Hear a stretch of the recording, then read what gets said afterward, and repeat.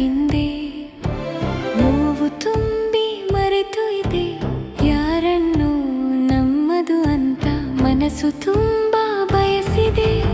ಒಂದು ಕ್ಷಣ ದೂರವಾದರೆ ನೆನಪು ಹೃದಯ ನೋಯಿಸುತ್ತದೆ. ಯಾರನ್ನೋ ಪ್ರೀತಿಸಿದರೆ